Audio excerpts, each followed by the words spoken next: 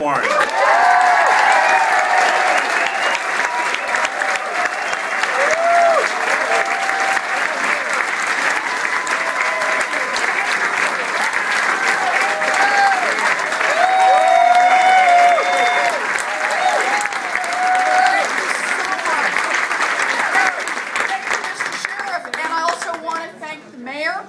Mayor Martin, who walked me all around and made sure I saw all the best sights while I was here. So,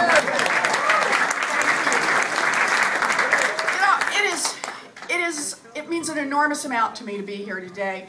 And I love the introduction that starts with the question of what our values are. So what I want to do in this little time we have together is I want to talk a little bit about those values, because I think that's what this election is about. And I'm going to start it by telling a story. It's familiar to some of you because I know we've bumped into each other in different places. But it's a story that I think is critically important. And so I'm going to tell it as best I can. It's a story that starts with my mom and dad. My dad sold fencing and carpeting when I was growing up. He ended up as a maintenance man. We had some years better and some years worse. When I was in junior high, he had a heart attack. And my mom went to work at Sears answering the telephone. And the reason was because we'd already lost the main family car and we were at risk for losing our house. So she wanted to keep those mortgage payments up. I come from a family that I think of in many ways as America's family. All three of my brothers served in the military. My oldest brother, Don, was career military, 288 combat missions in Vietnam. That was his commitment. Yes. Now I say this about all three of my brothers. And the second one, John, he worked construction all his life. For 10 years, he was able to get a good union job, and that's what gives him some pension today.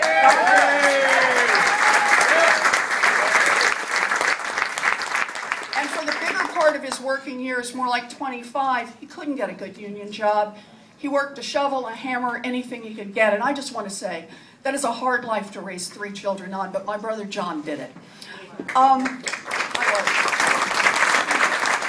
My brother David, the youngest of the 3 boys, David was the one who started a small business.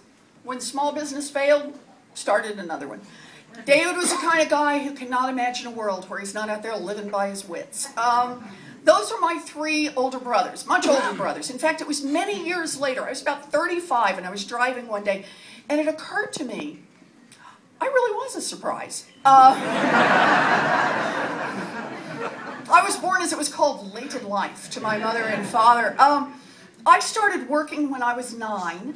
It was not the Newt Gingrich plan. Shame on him.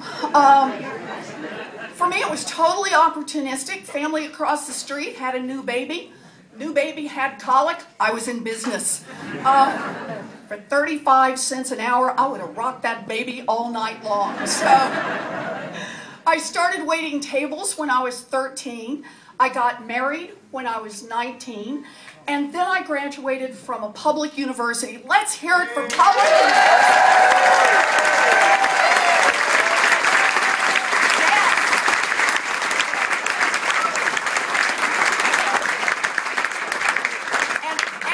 Graduated, I started teaching in public school special needs kids.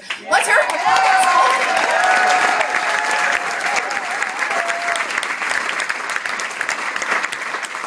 So my first child was born, my daughter Amelia was born when I was 22. And when I was 24, this is where the story kind of takes this hitch. I hauled off and went to law school. Now, to do this, I went to a state law school, so I had tuition, but also had child care to figure out. And I just want to say this, my first day of law school was Amelia's 2nd birthday. And it was critical to get her potty trained by her 2nd birthday so I could get her into daycare that had an opening. And I just want to say I am here today because of 3 bags of M&Ms. Working parents get this one. So I loved law school, opened a million doors, but I graduated from law school 9 months pregnant. which in those days meant 100% unemployable. But you know, you work with what you got. So I took the bar, and I hung out a shingle, and I practiced law out of my living room with 2 little kids underfoot, one of whom was dependably potty trained. And I liked law practice. Law practice is fun. You get to make some things happen. But I was pulled back to my first love before too long, and that's teaching. I traded the little kids from elementary school for the taller kids of law school, and I teach money. Contracts, commercial law, finance, bankruptcy, that's what I've always taught. I do research around the success and the failure of America's families and small businesses. And I taught at 5 different universities, and nearly 20 years ago, almost 20 years ago now, my husband and I moved to Massachusetts, and we moved here for 2 reasons. The first is that Bruce was born and raised here, and his mom and dad were still alive then, his brother and sister was still here, so we could move to be near family, and that mattered a lot to us.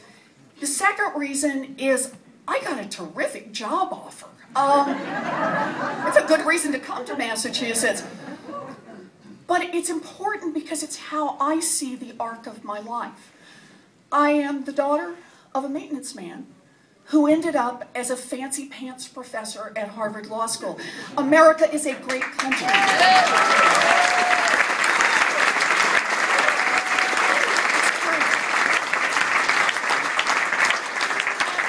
But here's why I tell this story. I tell this story partly because I think you have a right to know my heart. I said this starts about values, and you know where my values come from. But I tell this story partly because I worry that America is no longer that same America. I grew up in a country that was investing in kids like me. I grew up in a country that said it's about expanding opportunity. Get out there and work, and anything is possible, kid. And I worry that we're losing that. So here's how I see this story and what draws me into this race. The story really starts with my grandparents and the country during the time of the Great Depression. Coming out of the Great Depression, we made 2 remarkable decisions as a country to pull ourselves up. A very dark time, but we decided first you could put some rules in on Wall Street, put a cop on the beat, a ref in the game, and you could take those financial boom busts, the crashes, out of the system. And by golly, it worked. We did it. And I've talked a lot about this, glad to talk about it more. But the second decision, in some ways, is even more remarkable and helped forge our country. We made the decision in the darkest hours of the Great Depression to invest in us, to invest in our children. And that's how we built the middle class, and that's how we built America.